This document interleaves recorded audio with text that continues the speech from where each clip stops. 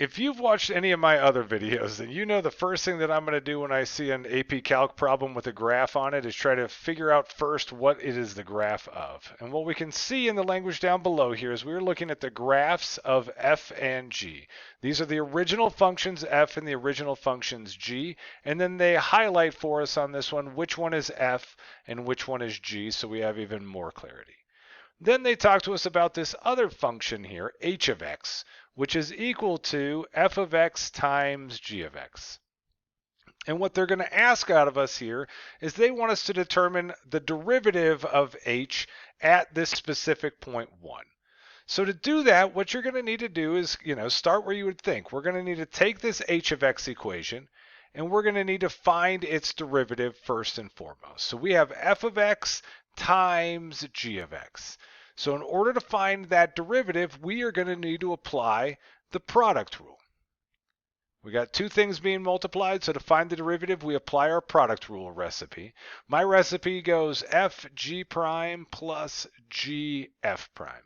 So I label one chunk the f, the other chunk the g, and then, when I'm working on these early, I, break them into bite-sized math problems.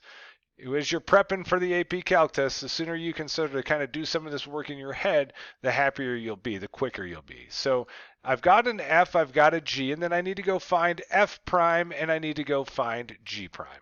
Well, these are really just notation games. The derivative of f of x, I would just call f prime of x. The derivative of g of x, my g prime, would just be g prime of x. So now I've got what I just call my ingredients, and I'm ready to follow my product rule recipe. So putting together my derivative, following my product rule recipe, h prime of x would equal f.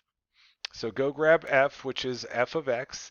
Multiply that by g prime. So g prime would be g prime of x.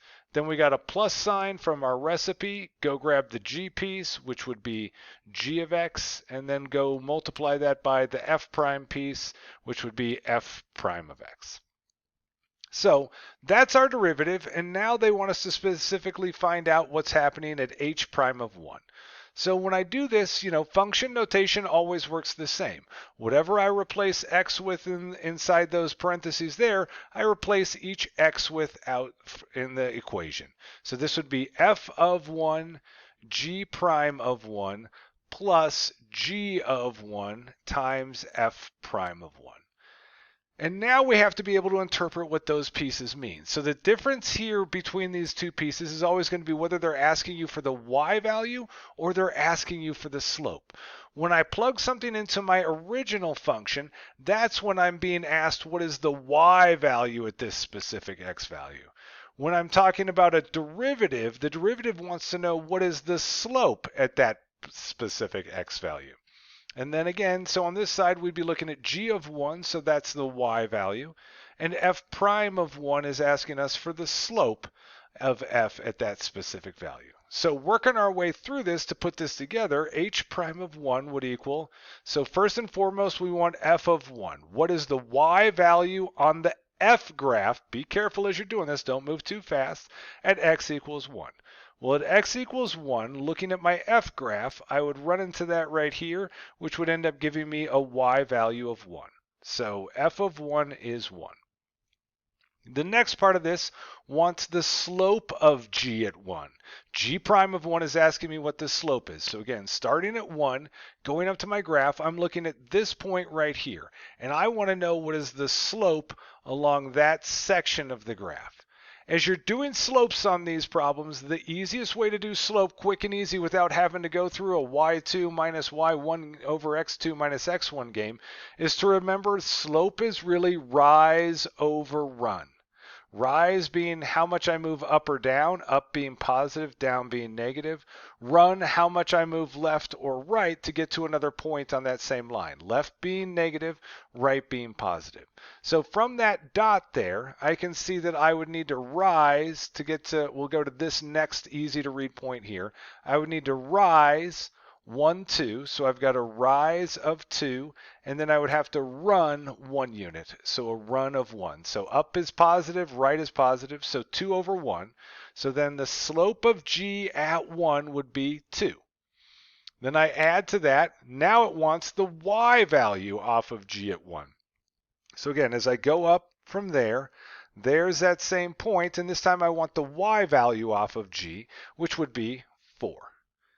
Then I come back and I look at the other piece. So now I'm being asked to find f prime of 1. So I want the slope of f at x equals 1. So I'm now looking to find the slope. One we already have marked on here. That's this point right there. And I want the slope of that segment right there, right? And so now what I'm going to be doing is, again, another rise over run game. So the slope on that section, doing my rise over run. So just find a second point that we could read off easy. So my second point is going to be right here. So starting from this first point, I would rise 1, 2, 3 units. So I went up 3 units, and then I'm going to run from that over 1 unit to get to that next point. Both of those are positive. Up is positive, right is positive. So my slope there is 3. And so that would tell me that my slope on f prime of 1, that value there is going to be 3. And now we're just doing a quick little bit of multiplication and addition, and we're done. So h prime of 1, we would get 1 times 2 is 2, plus 4 times 3 is 12, and then 2 plus 12 is going to get me that h prime of 1 would equal 14. I go and look to my answers, and I can see that option C is 14. That would be my answer. Thanks for watching my video. If you liked it, please click that like button and subscribe.